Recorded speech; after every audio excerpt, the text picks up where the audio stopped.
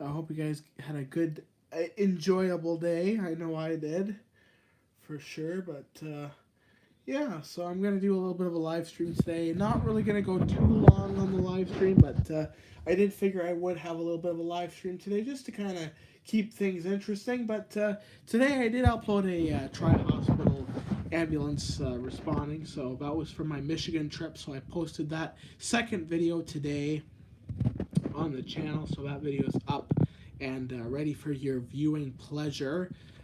Hey Mason, welcome to the stream. How you doing, man? Good to see you. How was buffing today? Did you get anything good?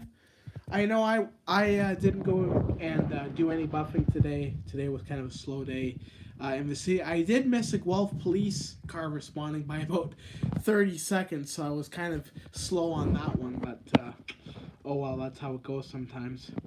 I'm doing pretty good. No complaints. No complaints at all. Just hanging out. Hey, Ontario Firebuff, welcome to the stream. No, extremely dead today. Well, that sucks. Only 2 calls today for the whole day? Holy shit. Wow, that's not a lot. That's not a lot at all. I know Guelph was pretty quiet today in terms of the fire department aspect, but I did miss a couple Guelph police responses. There was one on Paisley Road that I missed by about 30 seconds to a minute. And it was actually a really good response, too, because he had the full dual-tone sirens going through the intersection, so I missed that by about a few seconds. And then there was another Guelph police response on the Hanlon that I missed as well, but that's how it goes sometimes. Today was kind of a miss day for me, but oh well. I wasn't really buffing today. I didn't really go out and look for anything to film. Today was kind of an off day for me. I wasn't actually planning on doing a live stream today, but I figured I'd do a live stream. I had a couple of people ask me if I was going live tonight, so I figured I would and check in with you guys. Hey, Ontario Firebuff, welcome to the stream. How you doing, man?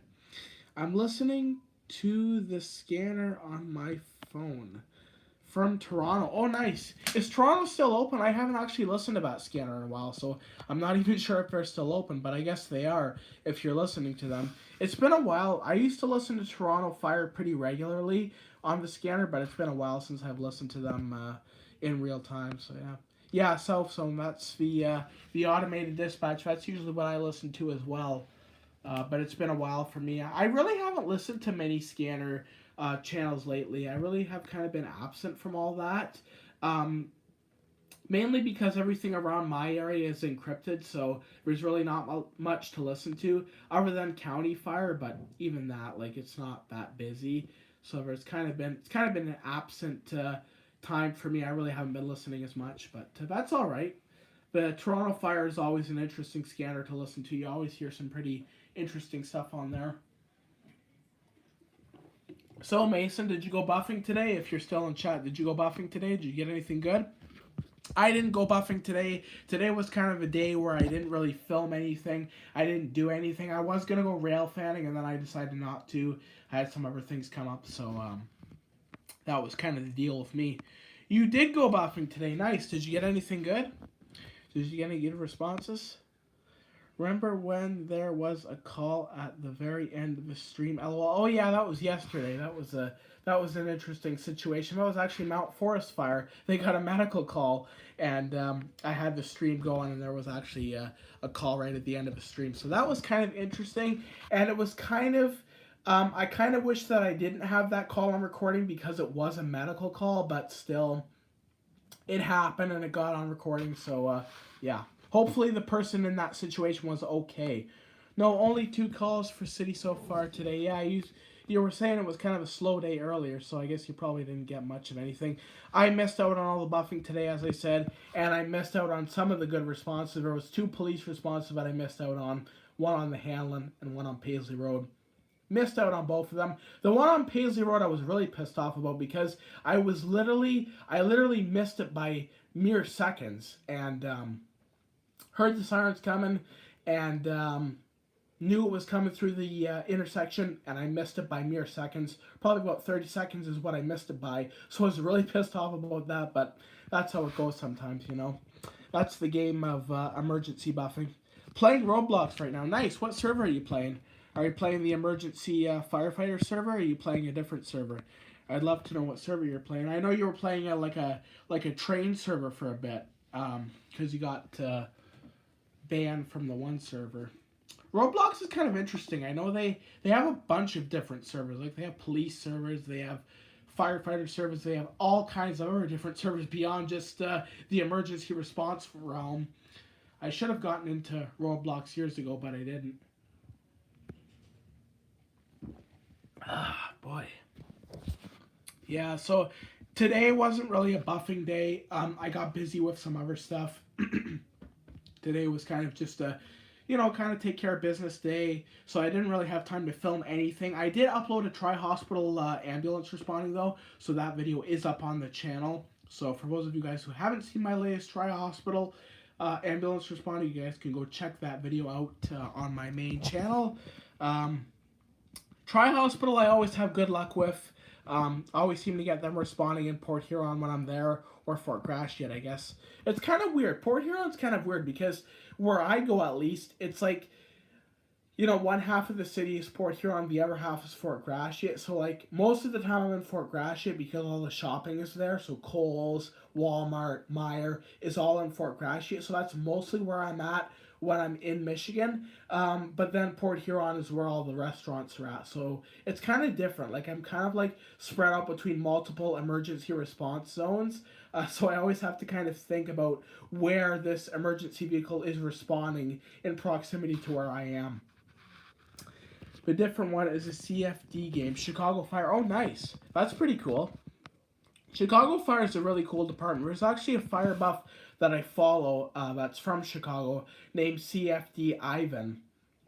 That's one particular fire buff that I follow. Also, Metroforce, which is also a pretty popular emergency buff from the Illinois state area. And he's got a lot of good responses from Chicago, some of the other cities around Illinois, and he's got some really good stuff. But Chicago's a really cool department. I mean, that's one department that I would certainly, want to go visit one day. But Chicago's a pretty dangerous city, so I don't know if I ever would, but it's some city that I would like to go buffing in, but whether or not I do is a whole nother story.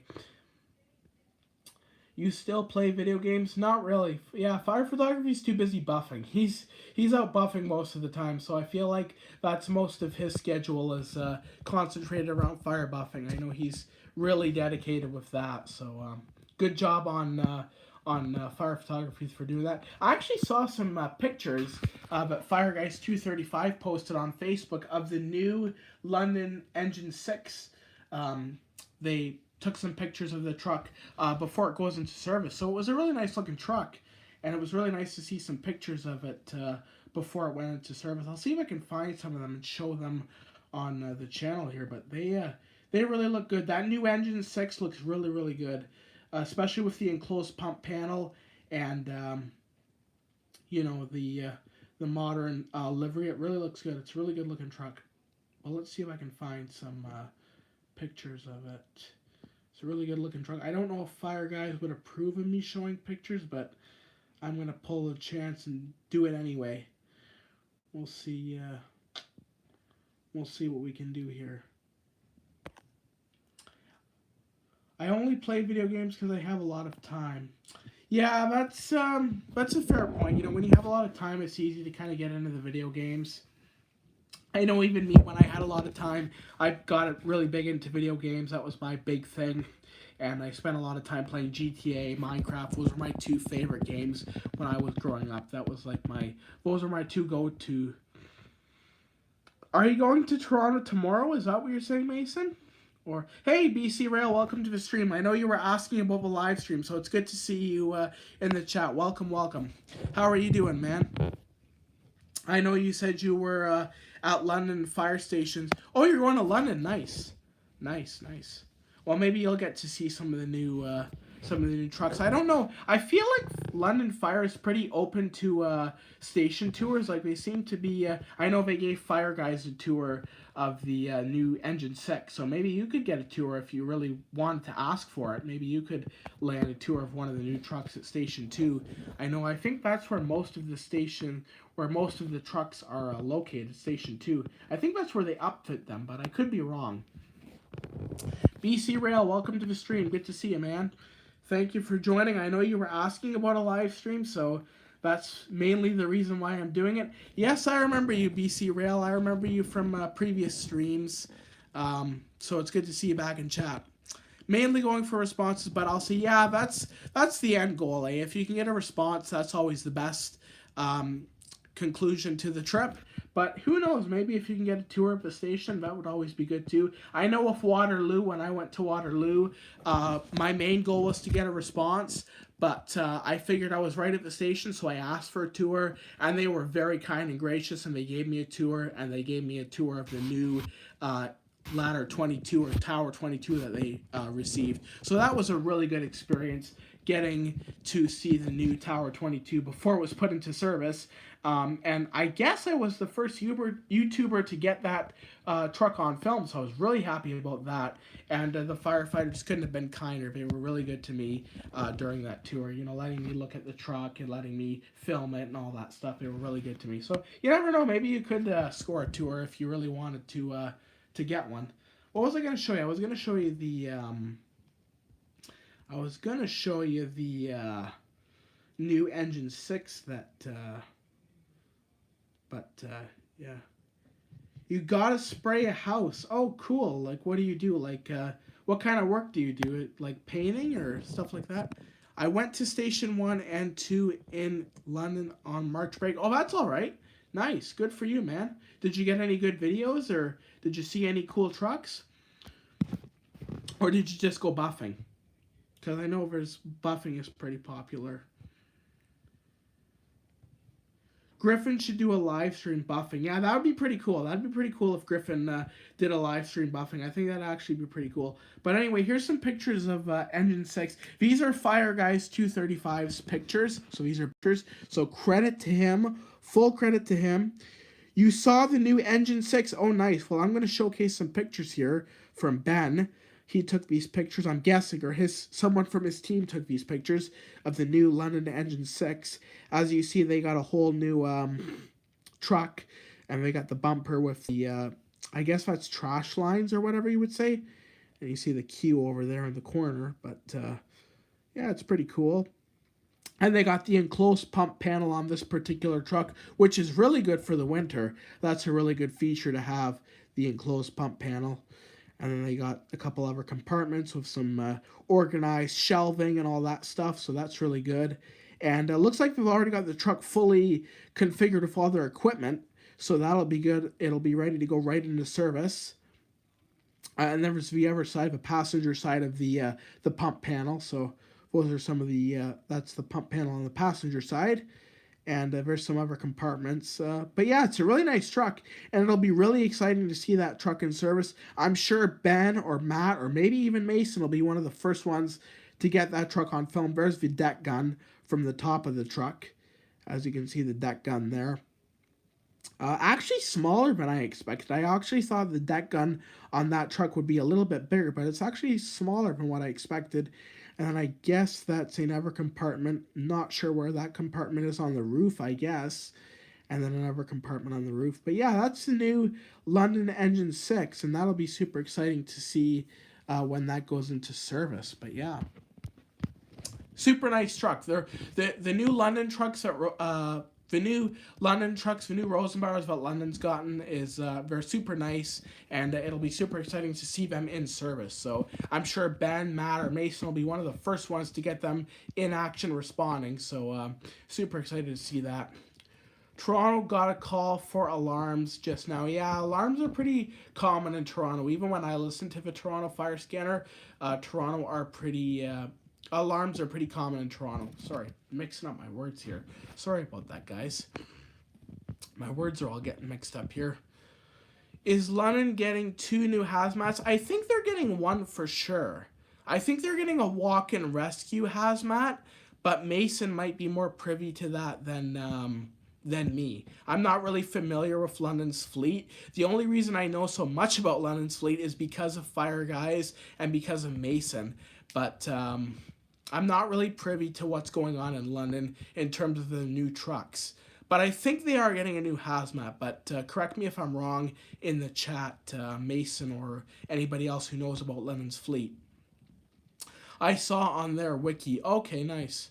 Nice. Yeah, I know the wiki is kind of inaccurate. Like, because even me, like, I've done some of the research on wiki pages, and some of the information they provide on wiki is inaccurate compared to what's actually going on at the department. So, like an example, Toronto Pearson Airport Fire Department, they recently got a new rescue. Well, I guess this is back in August of 2025. They got a new rescue truck, and I filmed that rescue truck responding. It was in service as a frontline unit. And on the wiki page, it showed it as still on order, even though it was in frontline service. So I find that wiki is kind of inaccurate with some of the information they provide, but that's just my experience. Let me know in the chat if you've had other experiences with FireWiki, but I find that sometimes it's fairly inaccurate relative to what's going on at the actual department. They said pod equipped for hazmat. Okay, well, that'll be interesting to see. I know they are getting a new hazmat truck. I'm just not sure if they've taken delivery of it yet, but I believe it is a walk-in rescue-style truck that they're getting for the hazmat team. But again, I'm not sure if they've gotten that truck yet. Mason or Ben might be more privy to that. I don't know if they're still in chat, but they might be more privy to that than me. So, yeah. I think it's triple axles. Oh, well, that's interesting. That's a big truck. If that's what they're getting, that's a big truck. I know they do have a current hazmat truck that runs out of Station 2, I believe it is, or Station 1. But I'm not sure if they're upgrading the trucker. I believe they are, but I'm not sure what the timeline is on that. But I do believe they are upgrading the truck. It's at 1. Okay, well, that must be the new truck that they're talking about. I know, I have heard that London is getting a new hazmat truck, but I'm not sure what the timeline is on that. Fire photography says what? Good question, fire photography. I'm not really sure either. St. Thomas, new station being built at the battery plant. Are we building a new station in St. Thomas? I didn't hear anything about that, so that's news to me. No, LOL, yeah, that's kind of what I'm thinking too. I never heard of a new station being built in St. Thomas, so that's news to me. That's not for a while. Yeah, that's kind of what I'm figuring. Not for a while. They got 2 stations. I know they are getting a industrial foam pumper though, so that'll be coming along sometime. LOL. That'll be coming along sometime. Not sure when, but I do know they are getting a new industrial foam pumper. Not even planned yet. Yeah, that's kind of what I figured. Oh, I was way off, LOL. Yeah, that's what I figured. I figured you were way off because I never heard of a new St. Thomas Fire Station being built either, so that was news to me when I heard it. Pretty sure we're just expanding Station 2. Yeah, that would make the most sense to expand Station 2, especially with the status of your city. I think expanding the current fire station would make the most sense rather than building a completely new one. I think that would make the most sense.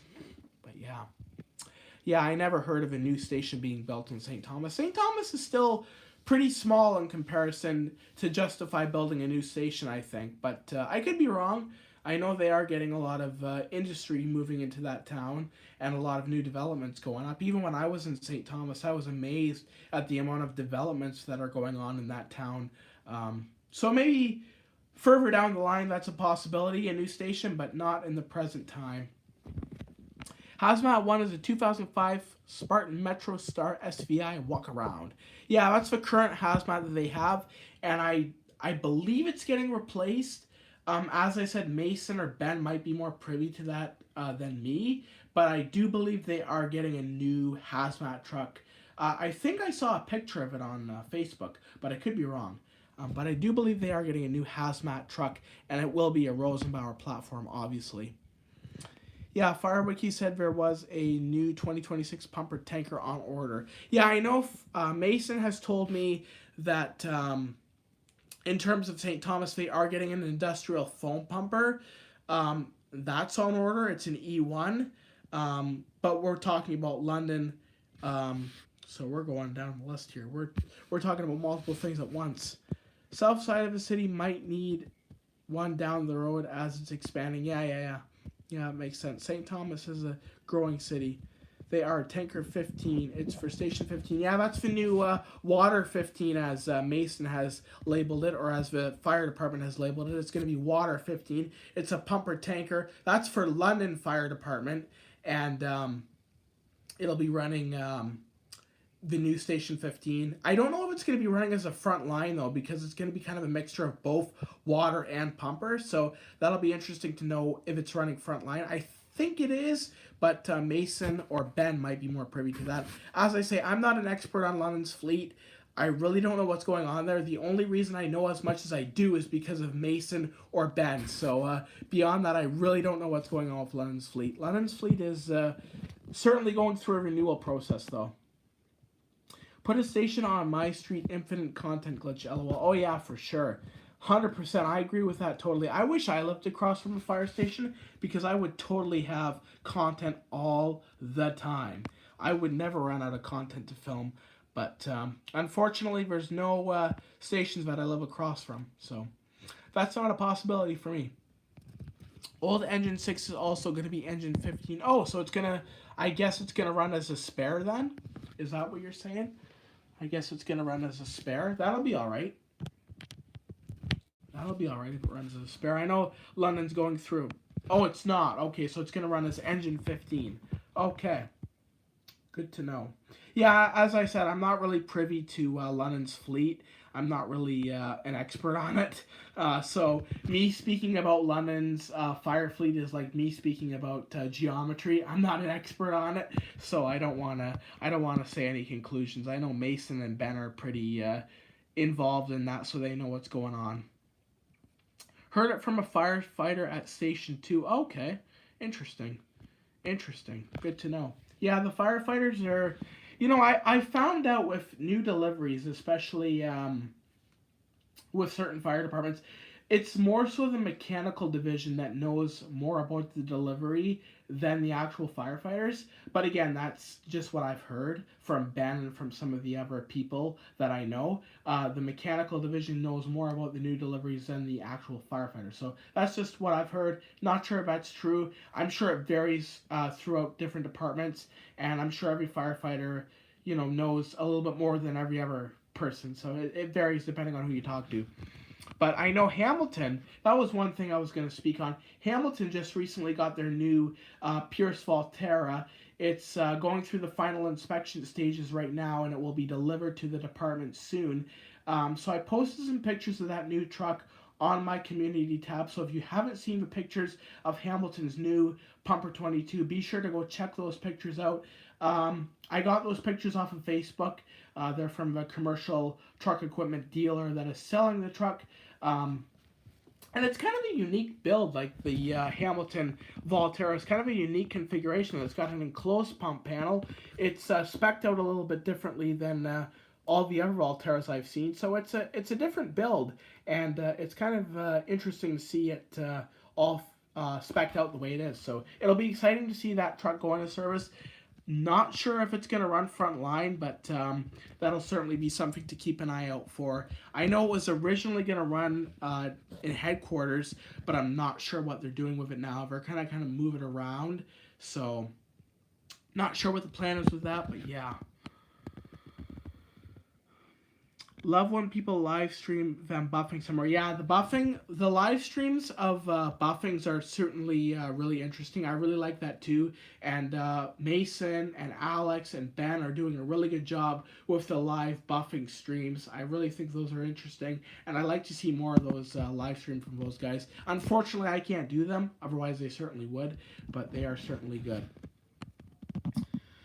It's awesome if they get a call like Chris did. Yeah, for sure. I know Chris he was live streaming, and I believe it was Clarington, and he got a pretty good call when he was live streaming there. So we got the live stream perspective and his perspective later on, so it was pretty good to see. Jeez, I got the hiccups tonight. I have to go to school tomorrow. Oh, that sucks. I guess your March break is over, eh? your March break is almost, or well, it is over pretty much now at this point in this stream. But hopefully it was a good March break for you. Hopefully you guys got to do a lot and have a lot of fun. I know for me, I'm not personally in the March break realm. I'm out of school now, so that whole March break concept is a thing of the past. But yeah, I always loved March break when I was in school. It was always a nice break from the regular grind. It was always a nice break. So where do you go to school, BC Rail? Do you go to school in London, or do you go to school somewhere else? I gather from all the London content you're talking about, you live in London, but I'd be curious to know where you go to school, if you don't mind telling me. Thorndale, okay, I've heard of Thorndale. That's like a small town. I've heard of Thorndale. It was 2 stations I went to, and I went to Kitchen. I'm guessing you're saying Kitchener? Kitchener is a pretty neat department to buff at, or to go see. I know when I was in Waterloo, I went to Waterloo Station 1 and I got to see the new Waterloo aerial, so that was really exciting. That was a few weeks back though, at the end of February. I got to go see that new Waterloo aerial. I don't know if it's in service yet. I don't know if anybody knows if that new Waterloo aerial 22 is in service, but I think it should be close if it isn't already, but it'd be good to know if anybody knows. BC Rail says sorry. That's okay, man. Are you funny? Well, it depends who you ask. Jen Guire, I don't know how to pronounce your name, but it depends who you ask. If you ask some of my friends, I'm pretty funny. But if you ask people who don't like me, I'm not so funny. So it depends who you ask. But yeah, it's different. Depends on who you ask. I wish I had a scanner. Yeah, scanners are certainly really nice. The only problem is with scanners nowadays is you can't really pick up as much as you used to be able to. You know, in the old days when things weren't encrypted, you could pick up a lot more. Nowadays with encryption, it's a lot harder to get good channels and good frequencies on the scanners. So I don't know. Today I would almost say it's almost not worth it unless you're in a department that's open, or in a city that's open. I would almost say that having a scanner is not worth it. Because there's just so much that's encrypted, you know, and so much that requires a special code. But more so, just encryption has really just knocked all the scanner enthusiasts out of the park. It's difficult, you know. Mason is lucky, being where he is in St. Thomas. He's got some degree of ability to listen, but not everybody has that luxury. I know Guelph, you don't have that luxury. Everything's encrypted in Guelph. Everything's encrypted in Guelph. If you want to listen to scanners, you got to go 1 town over, 2 towns over to Fergus or Mount Forest if you want to get the scanners. And even then, you can only get it for fire responses, not for anything else. Hey, Catherine, welcome to the stream. How are you doing? I have BC 125 AT. I can only do trains, though. Yeah, trains are pretty good. I enjoy rail fanning. I don't know if you rail fan BC Rail. I'm guessing by the name of your account, you probably do. But, yeah, I like rail fanning quite a bit. It's pretty fun.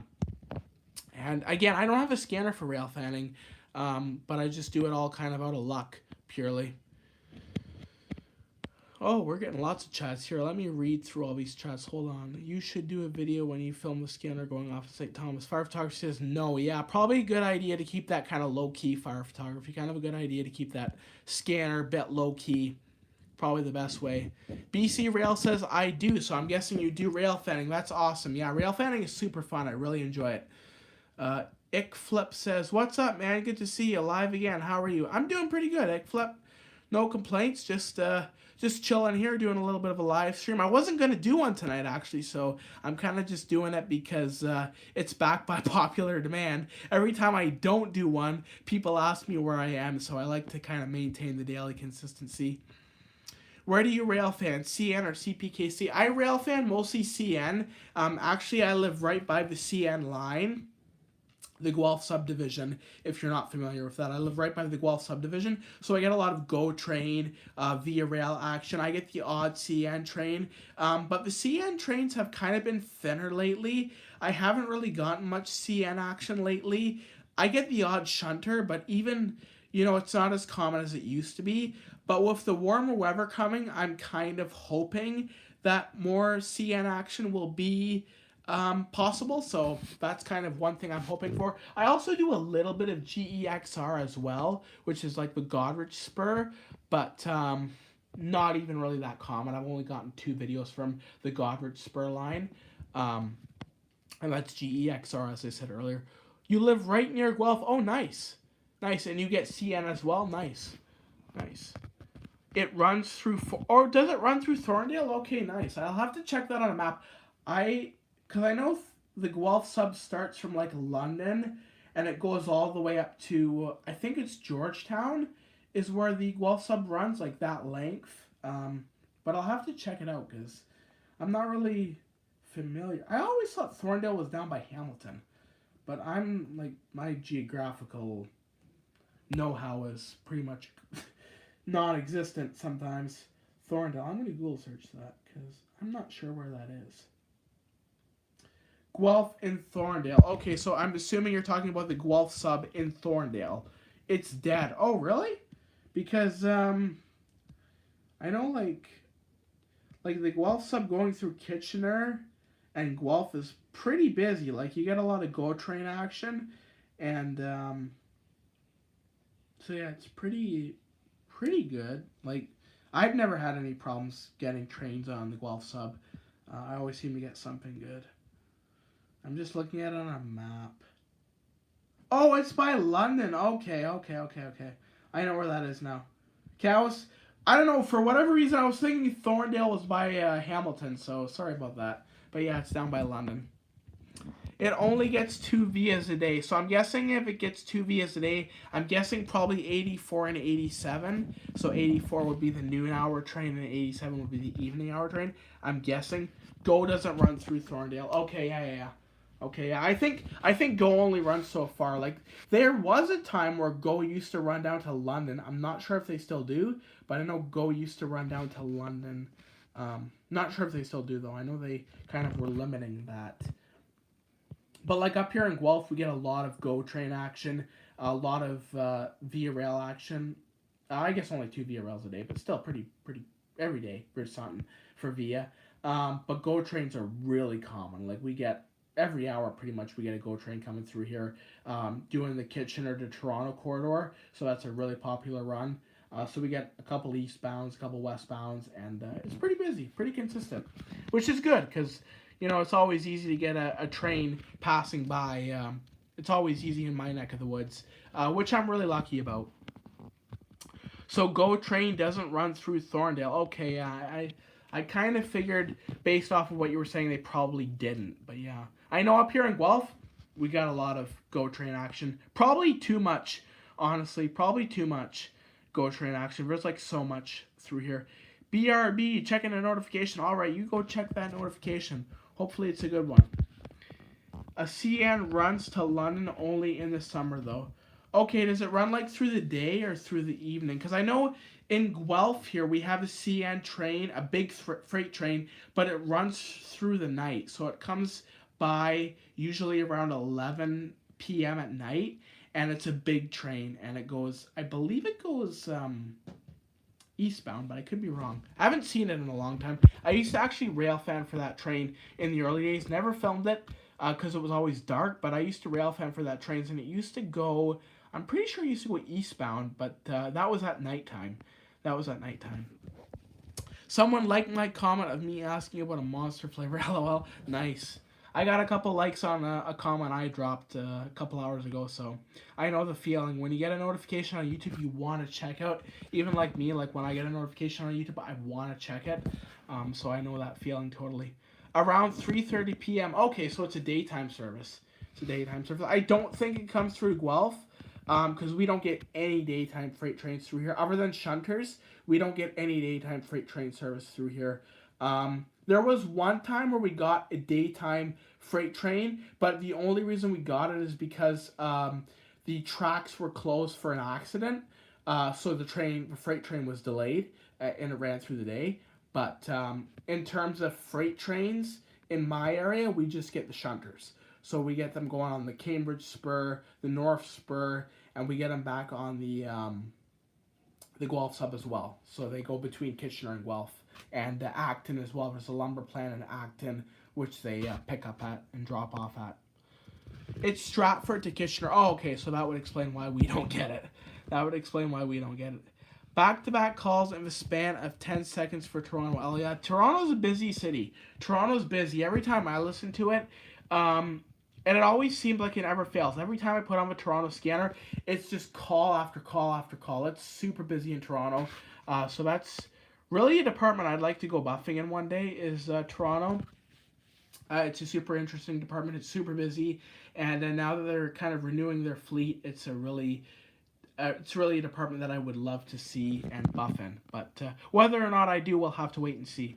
Maybe 20 seconds. I don't know. Yeah, it's hard to keep track sometimes when you listen to the scanner. Sometimes they run to London. Oh, okay. Good to know. Good to know. Yeah, I'm sure down by London you probably get a lot more interesting rail traffic in terms of CN compared to what we get in Guelph. Because I know in Guelph, most of the CN action we get is shunters. So we're just switching back and forth, switching cars and moving stuff back and forth between Cambridge, Kitchener, and Guelph, and Acton. So we're kind of a little bit slower in that sense. We do get a big CN freight train, but it's only in the evening. Medical, then alarms. Yeah, medicals are pretty popular in Toronto, and alarms are also really popular in Toronto, considering all the high rises they have. It does, yeah. I figured they probably do. Like CN Blue units. Yeah, the CN Blue units are kind of cool. I've seen a few right in front of my house, but I've only seen the shunter locomotives. They do have a few bigger locomotives that are for long distance freight train haulers. They have a few blue ones, but I haven't seen one of those. But I have seen the shunter ones, the smaller locomotives, and they're like blue and white, and they're a super interesting locomotive. I'm assuming that's what you're talking about, but I could be wrong. But CN's got a bunch of trains. Even there was a while where on this Guelph subline, they were running some BNSF locomotives. So I'm guessing they leased some BNSF locomotives from the company, and CN was using them to kind of do the shunting operations in this area. And I think they also have some big locomotives from BNSF as well, but I could be wrong on that. But yeah, it's always interesting seeing the big trains. I really like trains. You know, I'm not an expert on trains, but I really like watching trains. My brother's a big rail fan. He's really big into that stuff, so that's kind of how I got into it. But in terms of rail fanning, I'm not an expert. I'm not really an expert in anything I film, other than maybe classic cars. I'm an expert in that, but other than that, everything else I film, I'm not really an expert in. I just film it because I enjoy it so much. Another call. Oh yeah, that's common. Toronto's a pretty busy city. Pretty busy city. What's going on in Toronto? I'm very concerned. Well, you shouldn't be. Toronto's pretty freaking busy. Toronto's a busy city, and it's a big area, so I'm not surprised.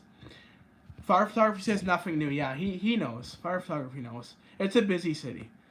That's Toronto every day. Yeah, Toronto's a busy city. Very busy. There's a lot of stuff going on there, and there's always something happening. They're always running something, whether it's a medical or whether it's an alarm. The Toronto Fire is always running something. So yeah, it's certainly a department I would like to go buffing in. I don't know about fire photography if he'd like to go buffing in Toronto, but I'd love to go buffing in Toronto one day. I think that's one city that I'd love to see. It's the biggest city in Canada, so of course I'd want to buff there and check it out. London just got an alarm call. Oh, nice. Nice. I'm guessing it's probably a multi-unit call too, because if it's an alarm call, usually they run more than one unit. Probably a truck and a car, maybe more even. I'm gonna go to London Scanner now. BC Rail. Yeah, London Scanner is pretty interesting. I haven't actually listened to London Scanner recently. I used to listen pretty regular. Haven't listened lately. So yeah.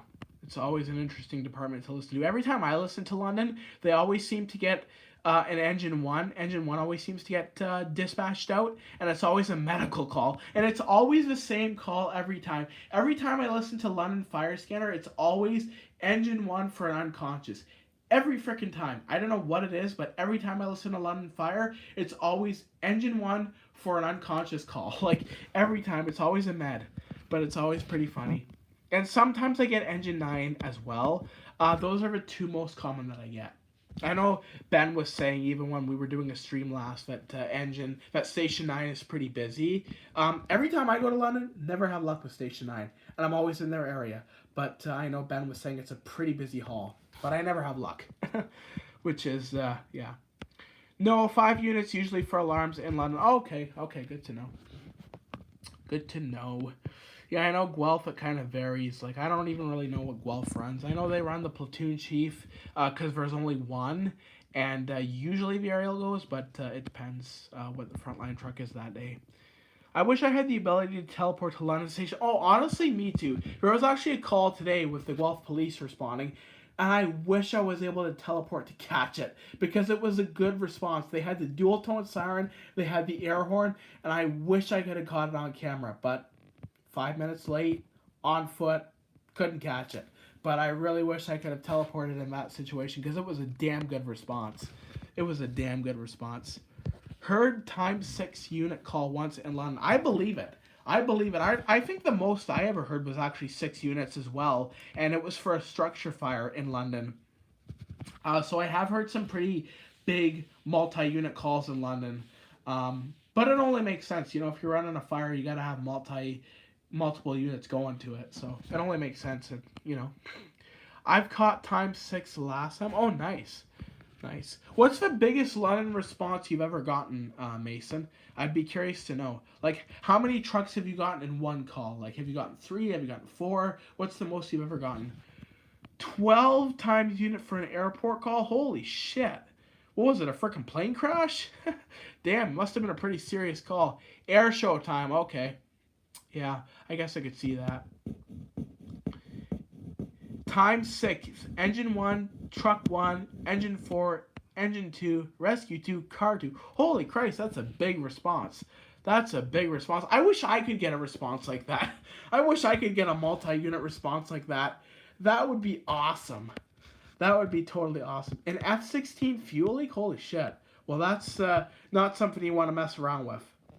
That is not something you want to mess around with. You know, one thing I'd be curious to know, I don't know if any of you guys could answer this in chat, but London Airport Fire Department, are they on an encrypted frequency? Because I know London City Fire Department is on an open frequency, but I wonder if London Airport Fire Department is on an encrypted frequency. I know Toronto Airport is on an encrypted frequency for their airport fire department. But then when you go to the city of Toronto, the fire department is open, and Mississauga, the scanner is also open as well. So I'd be curious to know what the status is on that, because I think that'd be pretty cool to be able to listen to the airport fire departments. T5 got dispatch code 1. Oh, nice. Pretty sure you could still listen to them. Okay, nice. Nice. Well, I'll have to check on that. I'll look on radio reference and see if maybe I can punch in the frequency to my old scanner and see if I can listen. I know a lot of these new departments require a DMR for like listening, but I'll see if I can maybe like patch into it and see. Code 1 means available. No call. Okay, is that what code 1 means? I know code 1 is different for every service. Like for ambulance. Roberto, welcome to the stream. How you doing, man? Welcome. Good to see you in chat. I use Broadcastify. Yeah, that's what I use as well. I use Broadcastify as well. For London, I use it for Waterloo. I use it for Port Huron emergency services as well. I know Ben and Mason were telling me that it is a little bit delayed, which I was already aware of, but because I don't have a DMR or a regular scanner, Broadcastify is the next best thing. But yeah, I do use that for all my scanner channels. London's code for 1. Yeah, because I know for London they have like code 4, that's emergent. Code 3 is like respond but like non-emergent, and then okay, yeah, because I know that it's similar to the EMS codes, which I really like, because when I used to listen to London back when the scanners were up, it was the same codes for fire and EMS, which I really liked. But now obviously the EMS mostly have gone to color coded. Some of them are different though. Code 1 available. Code 2 delayed but available. Code 3 non-emergent. Code 4 emergent. Yeah, that's kind of how I figured it. with the fire department. I know Code 4 was emergent for fire, and it was also emergent for EMS back in the day before they went to the color-coded system. Hazmat in London is 2 people. Oh, really? Is there only a 2-man crew that runs the hazmat? Interesting. I didn't know that. I thought it would be like a 4-man crew that ran the hazmat. But I guess it would make sense because the hazmat is not really... Like, it's a frontline truck, but it's not really a frontline truck because, you know, you're kind of... You know, you're not always getting the hazmat. So I guess it makes sense in a way. Code 5, out of service. Okay, interesting to know. It's cross staff. Okay. So that means people can go to it if they need it. Interesting. Good to know. It's not frontline. Oh, it's not frontline. Okay. Good to know. The reason I said I thought it would be frontline is because you never know when you're going to need a hazmat truck, right? So, but it's cross staff. Okay, that's interesting to know. Yeah, see, Guelph, we don't even have a hazmat. We don't even have these fancy equipment that London has or Toronto has or any of the big cities have. We don't have that kind of stuff in Guelph. We just have the conventional aerials, pumpers, and quints in Guelph. So we're kind of a boring department in that sense. And in terms of buffing, Guelph is very boring. Like, Guelph is really a hard city to buff at. I know Carlos was here. A few other fire buffs were here. And it's a really boring city to buff at. So if you're going to buff, I want to say come to Guelph. But at the same time, don't come to Guelph because it's pretty slow. It's a pretty slow station. Engine 1 goes code 5 when the hazmat gets called. Okay, good to know. And code 5 is out of service. So the engine 1 crew would then run the hazmat truck. I'm guessing, is that what you're saying, fire photography? They would run, the engine 1 crew would run the hazmat truck? I'm guessing that's what you're telling me, but I could be wrong. Correct, okay, yeah. There we go. So I'm on the ball. I'm on the ball tonight, guys. They dispatch it like engine 1 as hazmat. Oh, okay. Interesting. Interesting. Roberto says, yeah, same. Okay, I'm not sure what you're referring to, Roberto, but good to know. Ontario Fire Buff, my phone died. Oh, shit. Well, I'm charging my tablet right now so it doesn't die on me because it was getting kind of low on battery while I was doing this live stream. So I slapped it on the charger, and hopefully it keeps some charge for a little while. But yeah, no, I think that'd be super cool if Guelph got like a dedicated hazmat unit. I think it would be super cool if we got one. I don't think we will in the near future, though, because we're a big city, but we're not huge. Like, London's much bigger compared to Guelph. Kitchener is much bigger compared to Guelph. Toronto is way bigger compared to Guelph. So they need a hazmat crew dedicated, as we really don't need that as much. And I don't know, but I think Rescue 3 kind of doubles as a hazmat. I don't know that for sure, so don't quote me on that. But, yeah. Roberto says, I'm going to leave the stream. I want to sleep. I don't blame you, Roberto. I want to go to bed, too. I'm probably going to go to bed in a couple hours, too. So, have a good night, Roberto, and thank you so much for joining the stream. Good to see you. My tablet's at 54%. Well, that's all right. I think my tablet was at 10% because I got a low battery notice. And you know what's funny about this tablet? My old tablet, I would get a low battery notice at 20%. But with this new tablet that I got a couple of years ago, it shows low battery at 10%, which is really weird. So I don't know why that is, but that's the case. Anyway, guys, I just thought of something in my half out of the bag state, but I want to buff with someone. LOL. Yeah, me too, man. I wish like Alex or Ben or someone would come up to Guelph so I could buff with them. I think it'd be awesome to buff with somebody. It's kind of boring buffing alone. So the idea of buffing with someone is really, really exciting. So hopefully Mason or Ben or Alex come to Guelph one day so we can buff. Because I don't know if I'm going to get to St. Thomas before you get to Guelph. So hopefully you guys can come to Guelph one day. But Guelph is kind of a hit or miss city, I got to say. But anyway, guys, another piece of news I was going to share with you. I'm getting a new phone. So this old rickety piece of shit, this old iPhone 7 will be bye-bye. Not sure when, but my phone plan, they're offering me a new iPhone 17. So I will be getting a new phone. Not going to say when, not going to even confirm it, but that is the plan as of now. So this old rickety piece of shit will be going bye-bye.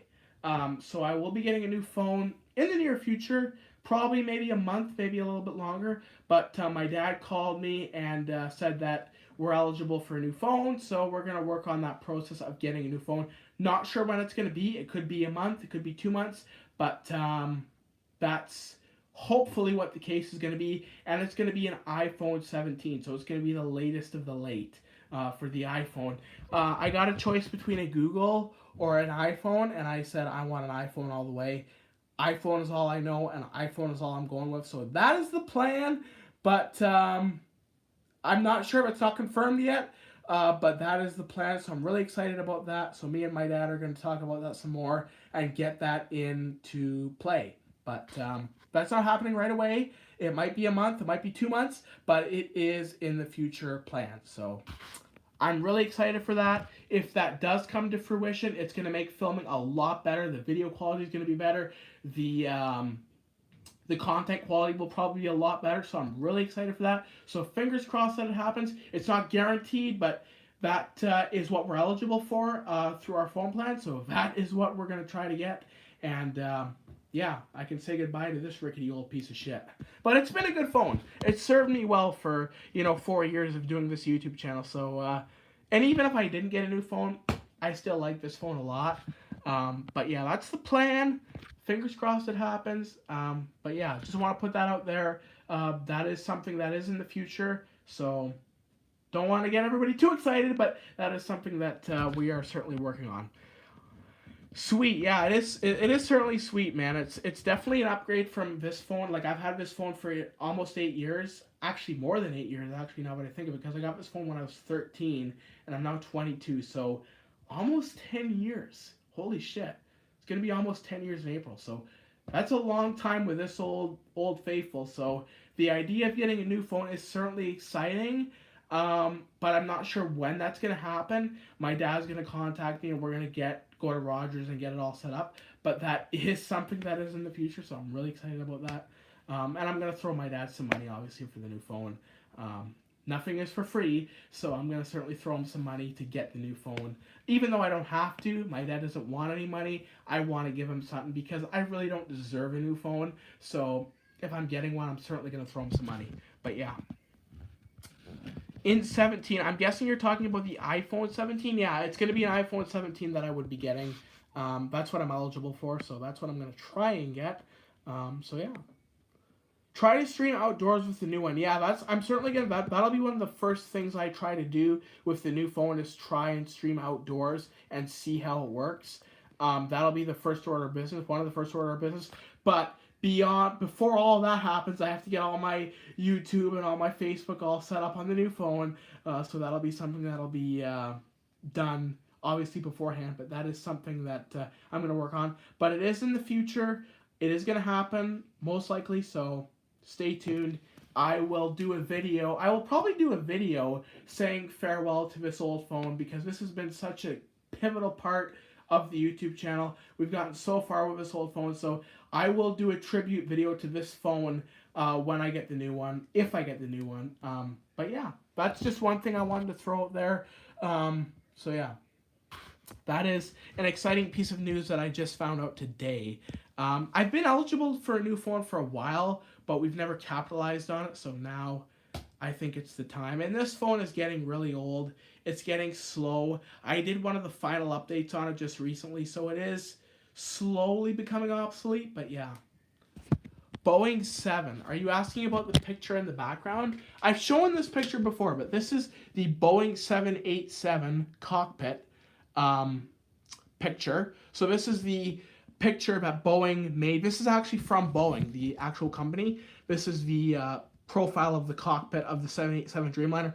This is what Air Canada uses to train their pilots and crew on. So this is a more detailed picture of the plane. I have to jump up on my bed to show you details, but as you see, there's the overhead panel. So that's got all your fuel, your APU configuration, your heat for your wings and all that kind of glorious stuff. Your landing lights down here. Landing lights are actually over here. These are your taxi lights and all that shit. But yeah, it's a pretty interesting panel. One thing I like about these new Boeing planes, and this is the Av geek coming out of me. One thing I like about these new Boeing planes is they're a lot more push button oriented, and they're not as hard to figure out as the older Boeing planes. So like an example, like an older Boeing 767 or 747, there's a lot more buttons, there's a lot more knobs to figure out on the old overhead panels. But these ones are certainly a lot more easier to understand and figure out. Actually, there is a program with the 767s and 757s where they're putting these big screens, these big glass cockpit units in the older 757 products and 767 products, so they look ultra modern. The only difference with the 767 757s, they have the brown finish instead of the black finish like this one does. I like the black finish a lot more. It looks a lot more clean and a lot more better. And then over here you have your FMC, so you can program your flight routes, you can program your airport codes in here, and you would program that into the computer, and it would automatically turn into a route map for your map. Over here you got your horizon, you got your airspeed, your altitude. Over here you would have your flight plan and some of the other things relative to your flight program. Over here you have some other controls, so this would be on the side console. In this case, you can see it here. That's the screen right there. But this is it on a different scale. And you can configure certain things like doors, other things. You can also, I think you can put in your other documents in this flight documents in that computer as well. Down here you have your air traffic control frequency. So this is all your air traffic control radio frequencies that you punch in for your flight plan or for your flight frequencies for different ATC towers. Fire photographer says BRB. All right, well, you do what you got to do, man, and we'll see when you get back. Here is your fuel cutoff switch. So these are for these two switches feed fuel to the engines. So you would activate these once you get enough RPMs or whatever on your engines. So you would cut these on, and that would feed fuel to the engines. And usually on the Boeings, an interesting fact about the Boeing planes is you always start the right side first, because the right side is where the hydraulics are on the Boeing planes. So you would always start the right side first. Usually, at least that's how I know it to be. It might be different in practical use, but that's how I know it to be. The right is always started first because of the hydraulics on the plane. Down here, you have your fuel cutoff switches, or sorry, your fire emergency switches. So if there's an engine fire, you pull these and turn it, and that activates the fire extinguishers in the engine. So yeah, that's kind of the, down here is your flight attendant call phone. You have your rudder direction, so you can turn it either to the left or to the right. And you can kind of angle the rudder depending on the winds, gusts, and whatever. You can kind of angle the rudder whatever direction you want to go, so you kind of combat that wind. But yeah, that's the 787 Dreamliner cockpit. I noticed I lost a lot of viewers when I was doing the debrief on that 787 cockpit, so hopefully it wasn't too boring. But yeah, that's just the Av geek coming out in me. I'm totally a nerd for planes. I love planes. Yeah, it's totally something that I totally nerd out on. If you see me at an airport with airplanes, be sure to get an hour-long lecture on how the planes work, because I am totally into airplanes. I love them so much. Ontario Firebuff, I'm here. BC Rail, I'm here. Well, that's good. I hope I wasn't too boring. Hope I wasn't too much giving too much information, but I just can't help it. I totally nerd out on airplanes. I love them. Love them so much. And the only reason I know so much is because I've read some of the manuals for the Dreamliner cockpit setups, and I fly the Dreamliner on a mobile flight simulator as well, so I kind of have learned the configurations of the plane, so I'm really into that whole setup. Would you fly a plane if you had the chance? It depends. Depends what kind of plane. I have flown a flight simulator, like a professional flight simulator. So the flight simulator I flew was a Boeing 777-200ER. So it was a cockpit based off of that particular aircraft with all the switches and gauges of a regular 777-200ER. So I flew that, really enjoyed it. I was actually pretty good at it. The only thing I wasn't good at was taxiing. I was a little too fast on the taxiing, but I really enjoyed it a lot. What's up with your eyebrows? I have big bushy eyebrows. Don't make fun of me. I have big bushy eyebrows. Don't make fun of me. But yeah, I did fly a professional flight simulator once. Loved it. And when I went into the flight simulator, I actually knew quite a lot of it going in already. So I was kind of privy to all the stuff. So the flight trainer didn't have to teach me as much as he would some other people. So it was really cool. But if I could fly a plane, I certainly would. Unfortunately, I can't because of some of the medications I take. But if I could legally, health-wise, fly a plane, I certainly would. I would love to. And I think, not trying to brag, but I think I would do pretty good at it. I'm pretty privy to all the flight systems and flight controls of a modern-day airliner, especially Boeing airliners. Airbus, I'm somewhat privy to, but depending on what the model is of Airbus, A320 cockpits I'm really familiar with. They're really easy. I feel like an autistic person or a disabled person could configure an Airbus A320 cockpit. They're super, super easy. But with Boeing, that's where I kind of master. That's where I nerd out completely, except for the 737. So the 737 is a whole other ballgame. That's a hard one for me. Mason is back. Welcome back, man. We're talking about planes. So if you're into planes, this is the place to be. I'm totally nerding out on planes. I was just showing off my cockpit pictures there a few minutes ago, and I was explaining about planes and different stuff. But yeah, no, if I could fly a plane, I would probably say I would want to fly either the 747 or the 787 Dreamliner. I love both of those planes. I'm very familiar with the cockpit layout of both of those planes. So if I was going to fly a plane, those would be the two ones I would want to fly. Like with the 787, I find it really easy. Like the FMC is really, really easy because it's a big screen. So you just fill out all your coordinates, you fill out your flight plan, and then it shows up on this screen here. This is your navigation screen. In this position, you can see it's on the ground. So actually, this is an Air Canada demo of the cockpit. So you can see here it's modeled after YYZ Airport. So they have ground demos of the ground map, and then they have air demos of the air map. And you can actually configure it. I wish I had a real 787 cockpit here, because I would run you through all the different parts of the... Yeah. Did you... You should not be distracted driving, Ontario Firebuff. No way, man. Don't be doing that. Don't be doing that, man. You're gonna fall and hurt yourself. Don't do distracted driving. I know it's only a scooter, but don't get into that shit, man. I was on an Air Canada 787 cockpit. You were in an Air Canada. Oh, nice. I've never been in one. The only cockpit I've been in is a Boeing 737 cockpit. And if we're talking about simulators, I've been in a 777 cockpit, a 777 cockpit. You were flying to Punta Cana. Hey, nice. How many times have you been to Punta Cana? I've been there 3 times to Punta Cana, each time on a 737. And the first time I got to go up in the cockpit.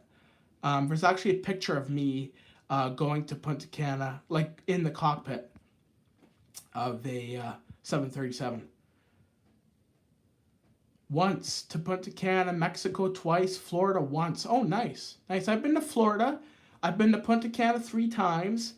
And I've never been to Mexico. And I don't know. I have no desire to go to Mexico. No offense to the Mexico lovers, but I have no desire to go to Mexico. I hear it's pretty dangerous. I know there was just recently a big shootout there in Mexico. So not somewhere I want to go right now, but maybe in the future. Maybe in the future. Maybe if they get a more stable... Maybe if their government's not run by the cartels, I'll go there. But yeah. So this is your MCP up here on the Boeing 787. So this is where you would configure your autopilot and your... anything related to that. So up here you can see you have your airspeed. So this is your indicated airspeed, IAS. That's not the actual airspeed.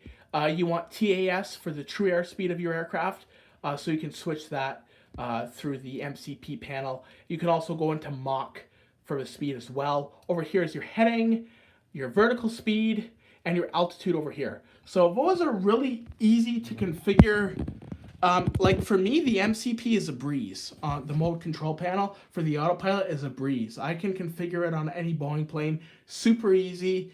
I don't have a hard time with it. wish I was a pilot because I would have no hard time learning the MCP because it's super easy. But anyway, you guys don't want to hear about all my airplane shit. Let me get back to fire truck stuff or train stuff because that's what you guys are here for. You guys don't want to hear me. You guys don't want to hear me nerd out on planes. How often does Thorndale get a call? I don't know. Are they even open? Are they an open scanner? Can you listen to them? I'm not even sure. So I can't answer that question. That's not a question that I would be able to answer. I was parked on my scooter while typing. I was talking about earlier, lol. Okay, yeah, do not type and scoot at the same time. I don't think that's a very safe idea. They are open. Okay, nice. Middlesex County. Okay, well, I'm going to look at that on Broadcastify and see if I can find the scanner page. And if not, I'm going to go and type in the scanner frequency on my old realistic scanner, see if it works. I know a lot of these new scanners are DMRs, so I'm not sure. But yeah, I'll check it out. I will check it out. Do you have a scanner? BC Rail says, yes, I have a scanner. Nice. I have a scanner, but it's this old 1990s circa scanner. So yeah, this is not a DMR, so I can't get a lot of the newer channels. Like I couldn't get St. Thomas. I couldn't even get University Campus Fire Department on here, but I can get some of the old channels that are on the old system. So like County Fire for Wellington, Center Wellington, Puslinch, Mount Forest I can get on here. But some of the newer stuff I can't get, like University Campus Police, University Campus Fire. Can't get. They are an open channel, but I cannot get them. Can I get Central Elgin? I don't know. I've never tried putting in Central Elgin, so I'll have to look at that on Radio Reference. With Radio Reference, the frequencies, they oftentimes follow with the radio ID and the radio type, so you can kind of find out if it's a DMR or not. So I'll look into that and see. Fire Photographer says you can. Channel should be there and open. Okay. Can you get Central Elgin? You can. Okay, yeah. There's still a lot of... I feel like a lot of volley departments are still open in terms of scanners. You can still get a lot of volley departments. So that's something you can get. But again, I'm only privy to the Wellington, Halton County area. Waterloo I can get, but not on this particular scanner. I have to get it on my phone or on a DMR because they're on a more modern setup. But yeah, like Woolwich and all that shit. Everything in Elgin you can. Oh, that's awesome. That's awesome that you can still get everything in Elgin. That's really nice. Except for OPP and EMS, obviously. Yeah, they're on PSRN. Or LMRN, I guess it is. Land Mobile Radio Network. They're fully encrypted, so... Although I did have somebody tell me, he was a member of my Facebook group, North American Emergency and Military Vehicles. I did have a member of that group text me and tell me that you could still get EMS pageouts. So I asked him for some frequencies, and I asked him for some more info. He never got back to me. So I don't know what the deal is on that. I don't know if that's true. I don't know if that's a sham. But he did actually text me and say, hey, you can get some of the EMS pageouts still without encryption. Don't know if that's true. I'm guessing it's a sham because he never got back to me with any frequencies, but maybe you guys know in the chat. I don't know. But as far as I know, EMS, OPP, fully encrypted. You can't get nothing. But I could be wrong. Fire photography. If you've seen Central Elgin's aerial, then you've seen my health teacher because he drives A1 sometimes. Oh, nice. Is he a volunteer firefighter? That's awesome. That's actually pretty cool that he's a teacher and a volunteer firefighter. That's super cool. I bet he makes good money too, because I know some of those volunteer firefighters are paid on call, so they get some money to serve the community. I know in Puslinch, they're paid on call guys, so they get some money to carry the pager and to run calls. So that's a good little incentive to do the volunteering in Puslinch. I know in the States, a lot of the volleys are not paid, so they don't get that same incentive. But in Canada, a lot of the volleys are paid to carry the pager and to run calls, so it's really good. And it's a really good way to start out, too. I know Ben always talks about, starting out with the volley department, getting some experience, and kind of gaining your footing from there. So it's a super good way to get experience and gain connections. So yeah, if you're ever going to be a firefighter, do a volley. Start out as a volley and see where it goes from there. That would be my suggestion. And I'm a total novice. I'm sure Ben could give you a lot more info on it. But Ben is not here right now. I wish he was, because he would make me look like an idiot. He would be able to tell me everything I can't tell you. Sometimes, nice, yeah. He brought his station uniform to school once. Oh, nice. Nice. You know, I was such a fire enthusiast when I was younger. I had a couple fire shirts that I got from Puslinch, Guelph, Mississauga. And I would wear those fire shirts to school because I was such a fire enthusiast. So I would wear these fire shirts to school just as a regular classmate. And looking back on it, I'm super embarrassed about that because I was the one guy who had a Mississauga or Guelph Fire t-shirt in the classroom. So it was kind of, I stuck out like a sore thumb, and I'm super embarrassed about that. But in hindsight, I love the firefighting profession. I love fire trucks, so I wore it. But in hindsight, it was kind of dumb. I don't know. Do you guys have any fire shirts that you wear to school? I'd love to know. Do you guys actively wear fire shirts to school? I know I used to, and I kind of went a little crazy with that shit. And then when I realized I was afraid of heights, the whole firefighting dream went away. And then on top of that, when I realized I'm afraid of driving, the whole firefighting dream went away as well. I'm terrified of driving, which is weird because I love cars and I love trucks. So the idea that I'm afraid of driving is just baffles my mind, but it does. I'm terrified of it. I will not drive a car. I will not even drive a car 1 foot. I'm terrified of cars and driving, which is fucked. I have a London Fire shirt. Oh, nice. I bet that's a pretty cool shirt.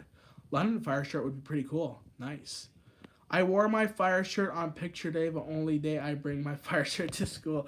Nice. That's awesome. I used to wear my fire shirt every opportunity I could. Sometimes I wouldn't even wash it because I loved wearing it so much.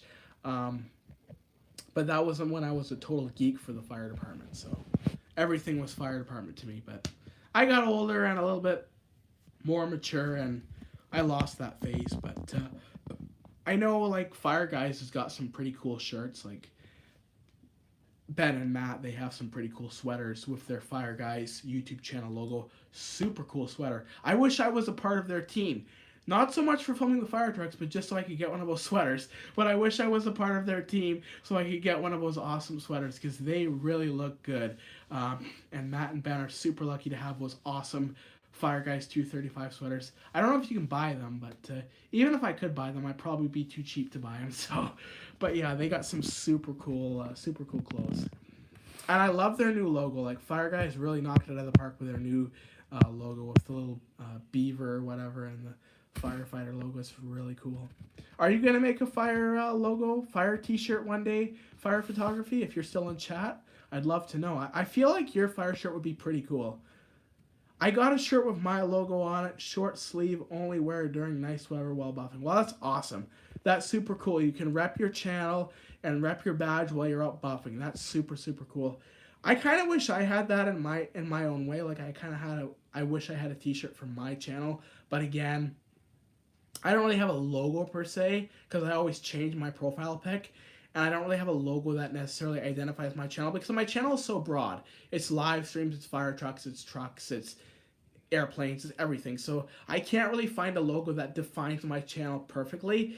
At least with Fire Guys and fire photography, they can define their channel and their logo by one thing, which is fire trucks or emergency responses. I can't do that. Me and my brother. Oh, nice. You have a brother? Cool. Cool. You have a brother. I'm guessing he's older than you. I have a brother too. He's older than me. He's 26. My brother's 26. I'm gonna be 22 next month, in April, on April 15th. Oh, he's younger than you. Oh, nice. I wish I had a younger brother. I could push him around a little bit more. My older brother, I can't really push around as much. Although I can, but I can't. I don't like to push my older brother around. Even though he doesn't get any vids for me. Well, he should be getting some vids for you. If you're getting him a nice shirt, he should get some vids for you. But that's all right. That's all good. It's all good. I don't know. I think younger. Yeah. I wish I had a brother that would go buffing with me, but I don't. My brother's more into rail fanning. My brother's really big into rail fanning. Actually, he was going rail fanning today. I don't know if he actually uploaded his video yet, but he was going rail fanning today. Hey, BC Rail, I'm still here. I'm still yammering on. We're still going on about the same old shit.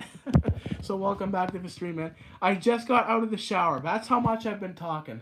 People are showering, but yeah, welcome back, BC Rail. Good to see you, man. If I was Fire Photography 735's brother, I would get vids for him all the time. Oh yeah, for sure. Me too. Just for the T-shirt, I would get videos for him occasionally. I know that's one thing about me. Like my dad, not so much my dad, but I don't live with my dad anymore. So it's kind of a complicated story. I moved out of my dad's when I was 14, and I moved into, I guess you would say, kind of like a foster parent's house. And like the foster parents that I live with now, they actually will film emergency vehicles for me. So some of the emergency vehicles I've gotten have been filmed by my so-called foster parents, and it's super, super cool that they actually embrace my nerdy interest and film videos for me. What was I going to look up? Oh yeah, I was going to look up and see if my brother uploaded a training video. He said he was going to, so I don't know if he did or not. You're an only child? Oh, lucky. I wish I was an only child. I wish I was an only child for many reasons. For many reasons, I wish I was an only child. Not only because I was always in competition with my brother when I was younger, so that wouldn't be there if I was an only child. Not to mention, I would get all the inheritance when my dad died if I was an only child. So that would be nice as well, but that's the money greed coming out in me. Oh, you have a sister. Oh, nice. I have half-sisters.